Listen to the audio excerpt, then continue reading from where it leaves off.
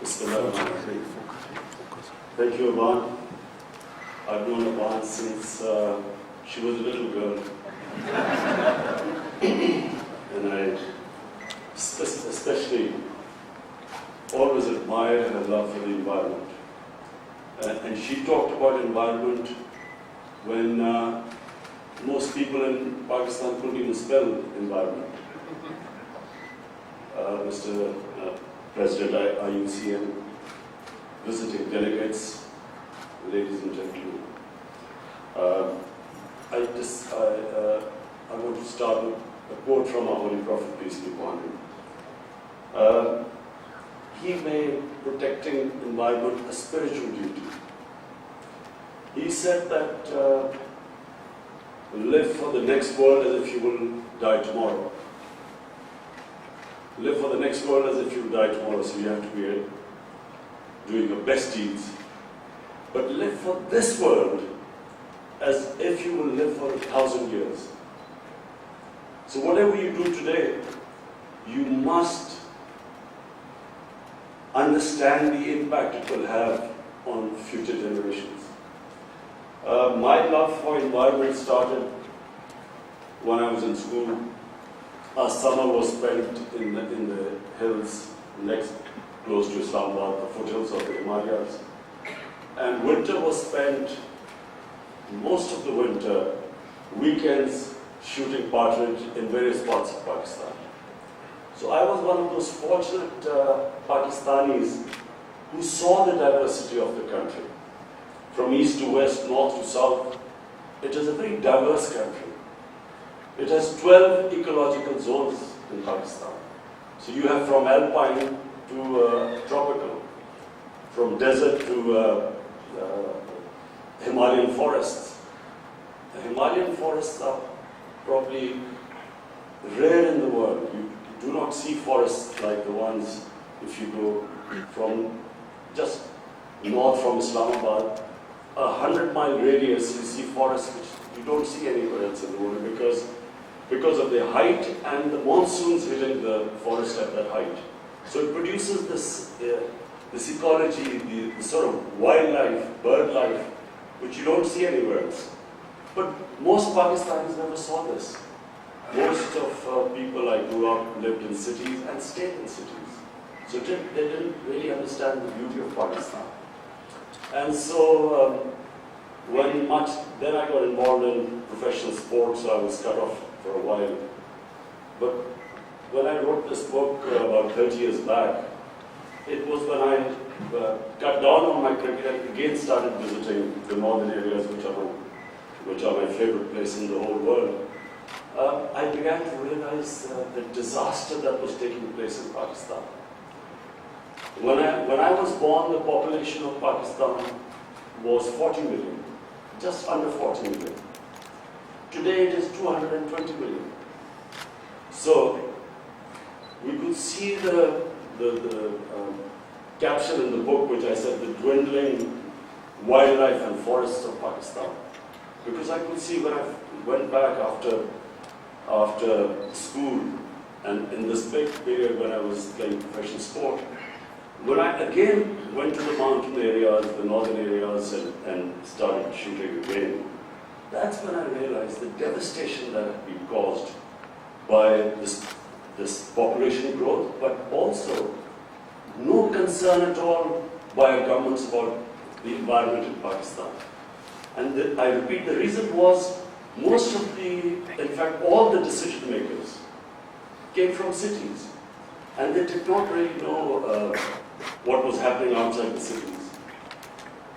So I pledged that if ever I got into power, this would become my priority. That we must protect the great God-given people.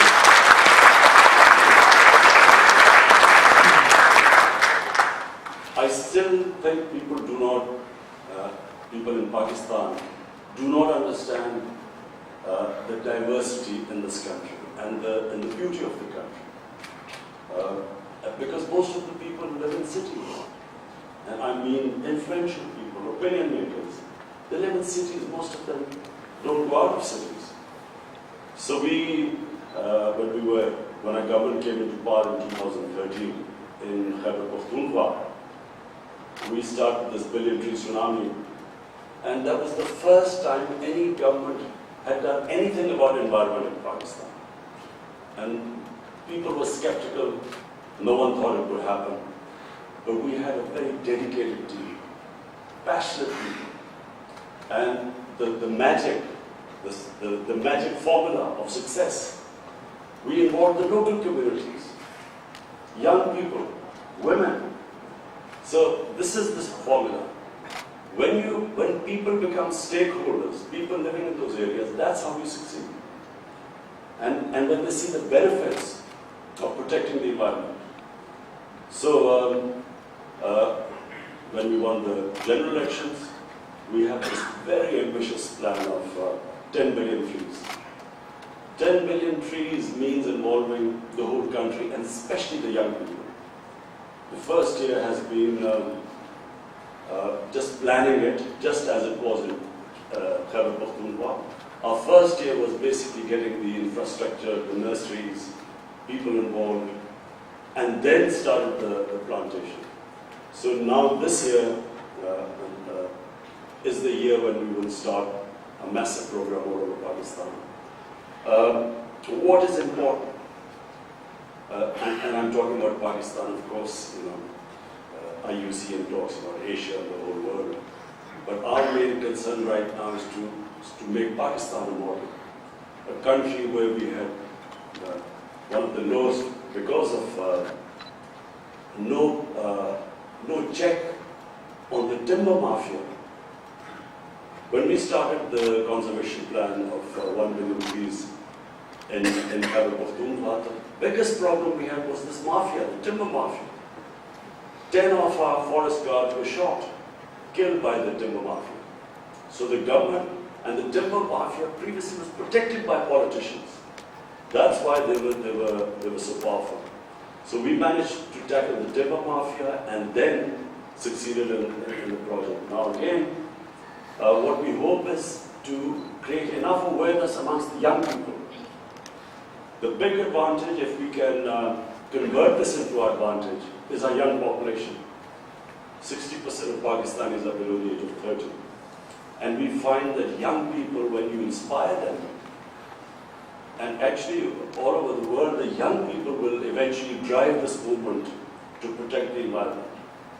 I just read this newspaper this morning that the United States is pulling out of the Paris Accords, which is a big shame because this constant battle between the material and the spiritual. Spiritual basically means selfless, where you think of humanity, and material is where it's just now what matters is just whatever is make hay while the sun shines.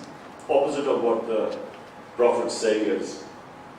So, what we hope to do is to inspire our young people. What we hope to do is put it in children's syllabus now, that it is important to protect the environment for their future. And we have already started another campaign. Our cities were just spreading. Rather than going up, they were eating up all the green areas. Islamabad is, if it wasn't checked, it would go all the way up into the mountains. So we have now started a plan to restrict the cities, make the cities go up, and make people conscious. The town plan is conscious of the environment. Previously, there was just no concept of worrying about the environment. Waste disposal, cleaning up our rivers, cleaning up air pollution. What we are seeing in New Delhi now is frightening. I mean, I remember going to India in the 70s.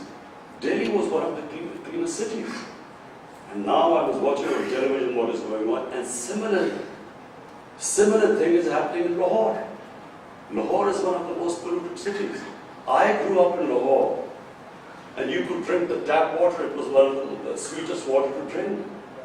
Now Lahore is just this huge city, unplanned, and we discovered that in 10 years, they had cut off 70% of the trees in Lahore. the Lahore tree cover went up by 70%. And that is one of the main reasons why pollution has also gone up. So, to conclude, I admire what IUCN does. I always think that people who worry about the environment are great human beings. I consider them spiritual, because all religions talk about being selfless and thinking about others. And on the other hand, the material God only thinks of that selfish people who actually do not worry about the impact of what the actions are doing on other human beings. And I admire IUCN. That's why I always admired Aban, because when she used to talk about environment, people would laugh at her. I remember in the 90s when people used to talk about global warming, people would think them lunatics. And when people would talk about climate change, no one understood. But now, everyone, especially people living in the rural areas, where they are more close to nature, everyone, now suddenly they see the impact of climate change. In our mountains, in the Karakoram and Himalayas, in Hindu Kush, the glaciers are retreating. There are glacial lakes formed. And glaciers is what sustains the population of the subcontinent. This is on the northern side. So, I want to again welcome all of you. I hope that this conference is productive, and I will try my best to appear in Marseille in a few months' time. Thank you.